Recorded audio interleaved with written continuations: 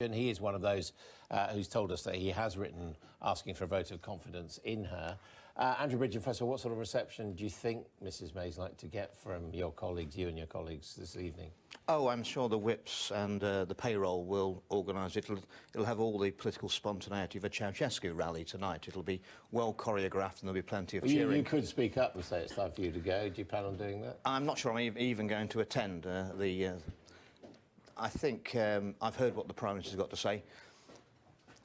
I'm of the opinion we either chuck checkers or we're not going to get Brexit. It's clear, I think, to colleagues now that the Prime Minister is determined to push through checkers in the face of huge opposition from our own benches. And so, you know, I've put a letter of no confidence in some time ago. I think we're very close to 48 letters. Why do you say that? Because we don't know. I mean, what makes you think that? The nervousness of the whips. And we've heard stories that, you know, Theresa May welcomes a vote of no confidence because she could survive it and then she couldn't be challenged for 12 months. Well, I mean, it would be the easiest political manoeuvring for the Prime Minister to arrange 30, 40 of her payroll to put an anonymous letter in and engineer the vote of confidence and survive it. I don't think No. 10 want that, but I think that's where we're heading, and I think we're heading there this week. Of course, the other issue is whether it's in the national interest to have a Conservative leadership contest now, which could take several months at a time when I think we're less than 160 days away from Brexit. Well, we're not, are we? We're not going to be Brexiting in 160 days. We're going to go into transitional, almost certainly. Don't have a deal, we're not. Well, we're not going to get a deal that's acceptable, that's going to go through the House of Commons on the Chequers proposals anyway. So what we need to do is reset. That means we would be leaving on the 29th of March next year. I mean, I mean, you disagree with the deal the Prime Minister's going for. If we're left with no deal, that becomes more likely. And I repeat my question: in those short circumstances, is it a good idea to have a leadership election and effectively no Prime Minister? Well, we will have a caretaker Prime Minister while that's going on. Well, be Mrs May, won't it? Indeed.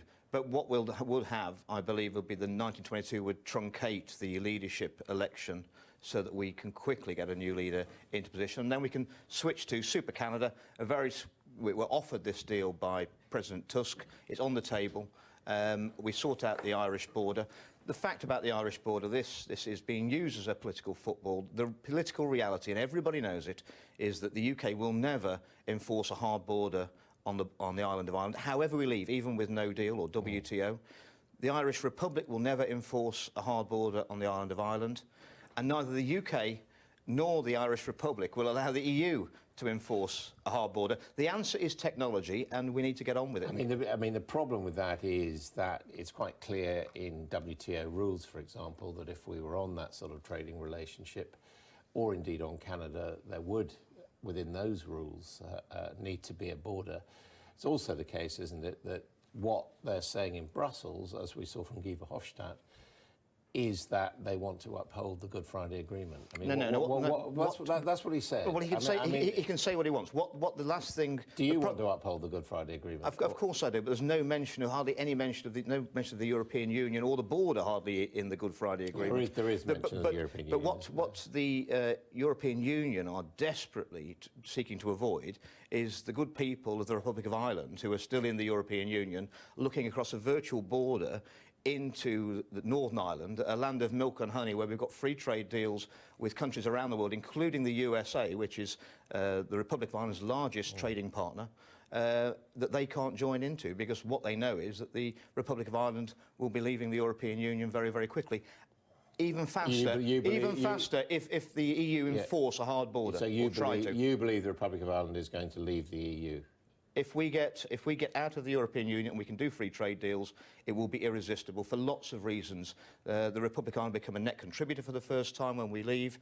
They've got major problems that their corporation tax has been very useful for their economy, are far lower than the EU want. They want harmonisation, so they'll be forced to raise their corporation taxes.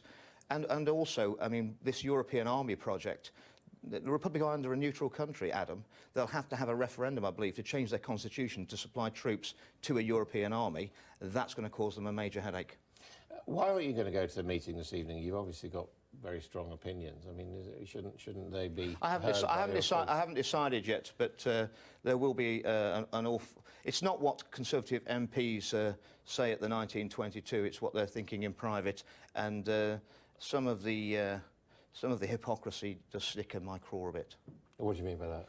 That there's lots of people will be cheering the Prime Minister who privately will be criticising her, and I don't put myself in that boat, to be honest.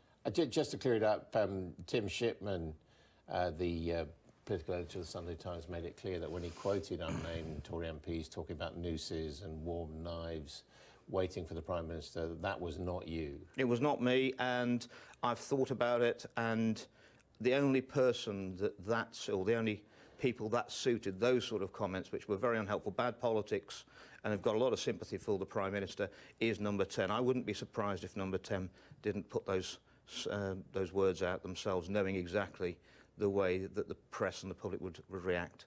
You don't think that no. genuine Brexiteers or opponents of Mrs May are saying things like that? Even her most ardent critics, I can't find anyone who would have said that. And what's the worst thing you've ever said about Mrs May? What's the worst thing? My quote at the weekend was that we're going to this week that the Prime Minister Theresa May is drinking in the Last Chance saloon, and the bad news for her is that the bar's already dry, Adam. Okay, Andrew.